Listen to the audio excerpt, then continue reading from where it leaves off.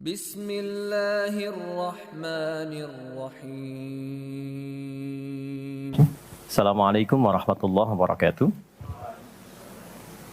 Alhamdulillah wassalatu wassalamu ala Rasulillah wa ala alihi wa sahbihi wa man walah wa ba'd. Saudara-saudariku, semoga hari ini kita diberikan kekuatan, kesehatan dan ridha Allah Subhanahu wa taala dalam menjalani kehidupan sehingga semua bukan hanya berjalan lancar tapi juga diberkahi oleh Allah Subhanahu wa taala. Ciri aktivitas yang berkah itu muaranya manfaat. Lisan bertutur beraktivitas. Bagaimana lisan yang disukai oleh Allah? Maka kata-katanya melahirkan manfaat. Kata-katanya keluar baik. Kaki melangkah bila berkah, itu melangkah ke tempat yang baik. Demikian karya-karya pun. Anda boleh jadi desainer. Desainnya disukai Allah enggak? Jangan sampai mendesain sesuatu yang Allah enggak suka. Dunianya dapat, tapi bekal akhiratnya tereduksi di dalamnya. Demikian pekerjaan yang Anda lakukan. Kalau bisa, konsepnya kan sangat ideal. Quran surah kedua ayat 201. Wa minhum may yaqulu rabbana atina fid dunya hasanah wa fil akhirati hasanah. Jadi mengejar akhirat itu konsepnya bukan meninggalkan dunia. Justru mengkreasikan dunia sehingga dia punya value akhirat. Kalau berniaga, silahkan sukses-suksesnya, sekaya-kayanya, dan konversikan kekayaan itu untuk mencari bekal yang Allah sukai. Wujudnya bisa macam-macam. Dengan kedudukan setinggi-tingginya, sehingga bisa membuat kebijakan-kebijakan yang Allah senangi. Dengan ilmu seluas-luasnya, sehingga banyak manfaat yang kita niatkan sebagai ibadah karena Allah. Dan tenaga sebaik-baiknya. Mungkin ada yang di suara, mungkin ada yang di tangan, di kaki. Bilal kan cari surganya dengan suaranya. Dengan azan, bukan dengan harta. Bilal ditawari jadi hakim agung sepeninggal Nabi. Setaraf ketua MA gitu ya. Itu ditolak oleh beliau dengan halus. Karena beliau passionnya memang menggunakan suara. Bukan menggunakan yang lainnya. Baik, saya minta maaf dalam dua hal. Yang pertama, saya agak pilek hari ini. Karena memang beberapa kegiatan kemarin agak padat. Yang kedua, kita akan agak sedikit cepat karena kami ada agenda safar hari ini. Karena itu kita agak berbeda, mungkin agak lebih cepat dan supaya waktunya lebih efektif. Seperti yang pernah kita sepakati bersama di bulan yang lalu, bahwa kajian kita akan terfokus pada pembahasan seputar sholat. Saya sudah buatkan kurikulumnya untuk sepanjang kajian ke depan, sehingga tahu apa yang mau dibahas, materinya sampai dengan waktunya. Mungkin nanti saya akan koordinasi dengan Mas Dimas atau dari musyawarah, kirimkan email. Saya nanti kirimkan baik dari materi pokoknya, schedule-nya apa yang mau dibahas di pekan keberapa, sampai dengan mungkin dasar PowerPoint-nya. Ada saya buatkan beberapa jadi PowerPoint. Baik, teman-teman sekalian, kenapa bahasan sholat menjadi penting? Ya, ini dulu. Dan menjadi bagian yang paling mendapatkan perhatian tinggi dalam Islam, baik di Al-Quran ataupun di hadis-hadis Nabi Sallallahu Alaihi Wasallam. Semua Nabi itu menerima wahyunya di bumi. Rata-rata semua di bumi. Musa yang viral di Bukit Tur Sina, kan? Kemudian Isa alaihissalam di dekat pohon tin zaitun, wilayah Palestina. Demikian Nabi Daud dan seterusnya. Tapi untuk mendapatkan satu ibadah berupa salat, khusus bagi Nabi Muhammad SAW, tempatnya spesial. Inda sidratil muntaha, indaha jannatul ma'wa. Nerimanya langsung di dekat surga, di sidratil muntaha. Itu kan oleh-oleh yang Isra Mi'raj itu kan, mendapatkan salat. Kalau Anda mau lacak referensinya, bisa ditemukan di hadis Muslim tentang peristiwa ini, yang akhirnya mendapatkan sholat. Subtopik yang nomor 1, kitab pertama, Kitabul Iman. Nomor 1, subtopiknya nomor 74, Babul Isra, bi Rasulillah sallallahu alaihi wasallam ila samawati wa fadlis salat. Pembahasan tentang Isra'nya Nabi SAW sampai di langit dan mendapatkan keutamaan salat. Hadisnya nomor 162. Riwayatnya Imam Muslim. Imam Muslim menerima dari Syaiban bin Zarukh menerima dari Hamad bin Salamah menerima dari Thabit al-Bunani menerima dari Anas bin Malik radhiyallahu taala anhu, beliau menerima dari Nabi sallallahu alaihi wasallam. Lengkap rinci peristiwa singkatnya mendapatkan salat. Dan salat menjadi pokok penentu amalan lain. Jadi kalau benar salatnya, benar hajinya. Benar salatnya, benar zakatnya. Benar salatnya, benar interaksi dengan Qur'annya. Dan benar salatnya, itu pasti baik hisabnya. Maka turun hadis spesifik yang banyak dihafal oleh para ahli hadis, jadi pegangan hidup sampai akhirat. Inna awwala ma yuhasabu bihil abdu yawmal qiyamati as-salah. Amal pertama yang akan dihisab di hari kiamat adalah salatnya. Idza salahat salaha sa'iru amali. Kalau baik-baik semua amalnya, indikasinya dari salat. Wa idza fasadat fasada sa'iru amali. Kalau salatnya enggak bagus, pasti ada pengaruh ke amalan lain. Dan itu sangat menentukan. Baik. Kenapa salat? Ada apa di balik salat? Dan bagaimana cara salat yang benar yang melahirkan perubahan pada kehidupan? Itu yang coba kita turunkan sampai-sampai di bulan Ramadan pun ibadah pokoknya salat. Ya kan? Ibadah pokoknya salat loh. Sampai Nabi mengatakan, man qama ramadhana imanan wa ihtisaban ghufira lahu ma taqaddama min dzambi. Spesial untuk Ramadan, orang yang salatnya benar khusus di Ramadan, di malam harinya yang kita kenal dengan tarawih, kalau benar salatnya dan ada getaran pada jiwanya, lalu dia berdoa spesifik, maka yang pertama Allah berikan mengampuni semua dosa yang pernah ia kerjakan selama hidupnya. Dan itu nggak main-main. Artinya merubah dia menjadi lebih baik. Itu salat.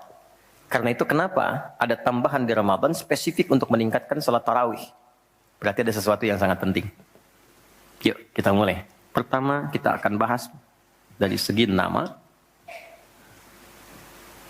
Ya? Kedua, kita akan bahas dari segi fungsi atau hikmah atau manfaat. Baru kemudian yang ketiga kita masuk kepada persoalan teknis penunaiannya. Baik bacaan, cara, makna. Kita belajar dari mulai menunaikan, bacaannya apa, maksud dari itu apa. Ya. Baik, kita mulai cepat. Salat. Apa itu salat?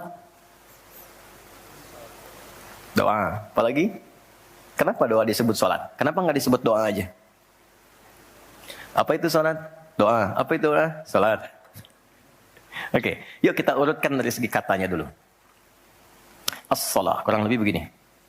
Nanti ada versinya, ada yang pakai waw, itu ujungnya nanti kembali ke alif. Ini ya. Teman-teman, salat itu seakar dengan kata silah. Silatun.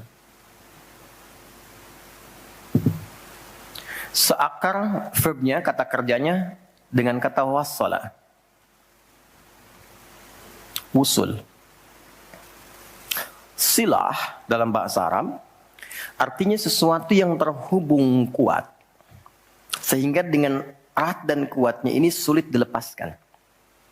Pernah dengar silaturahmi? Ya kan? Kenapa disebut dengan silaturahmi?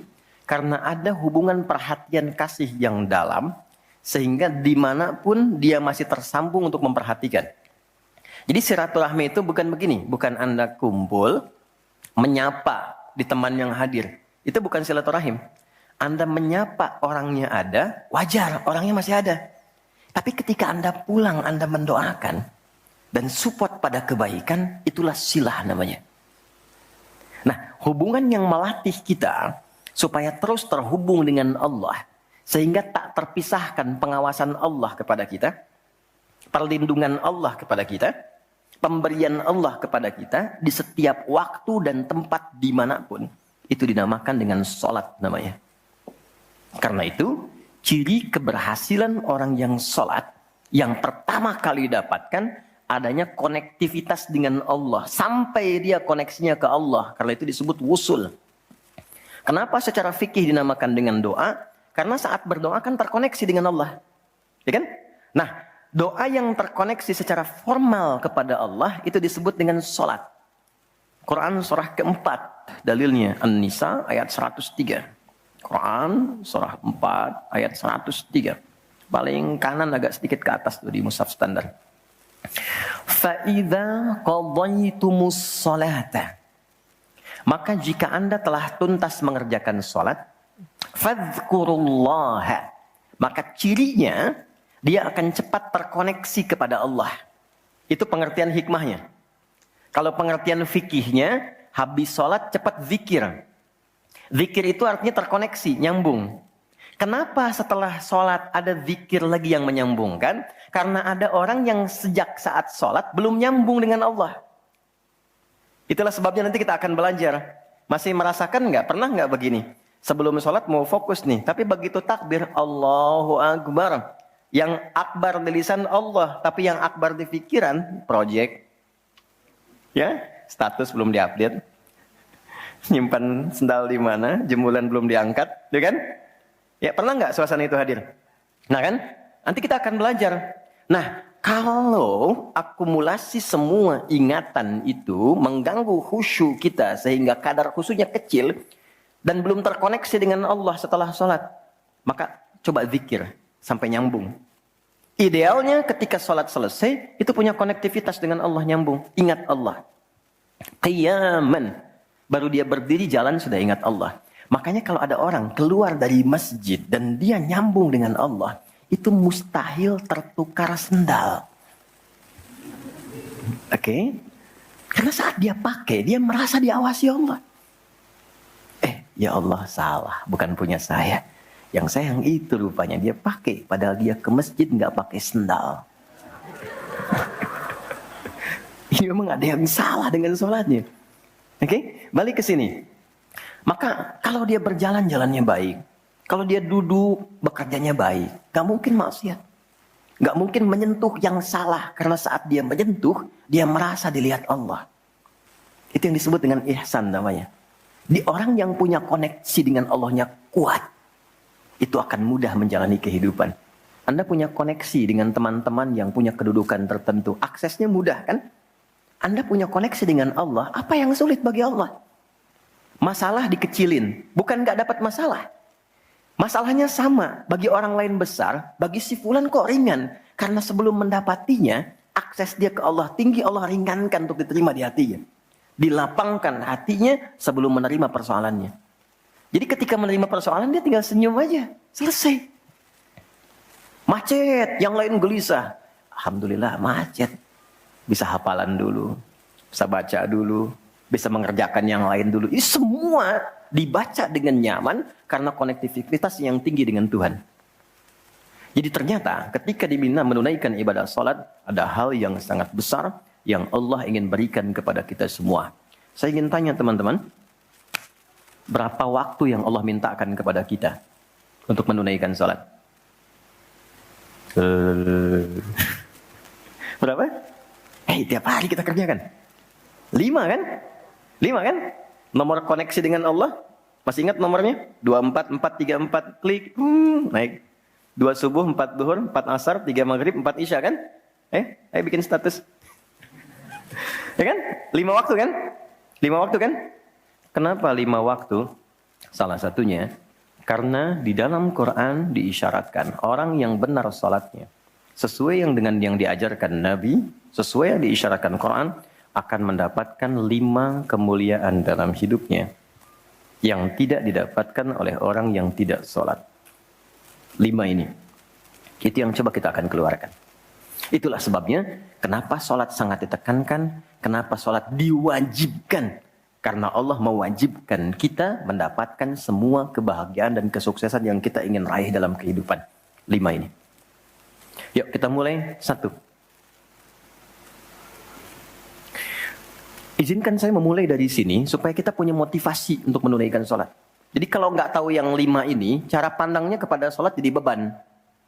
Baru aja sujud, dasar lagi. Baru maghrib, udah isya lagi. Kan? Nah, ayo isya. Tadi kan udah maghrib. Kan? Pernah merasakan itu? Karena cara pandangnya menilai sholat sebagai beban. Padahal ketika Allah wajibkan, itu cara mewajibkannya bukan sebagai beban, sebagai motivasi yang mengantarkan pada keindahan. Satu, kita cepat. Quran surah ke-20 di ayat yang ke-14. Tafsirnya Quran surah 13 ayat 28.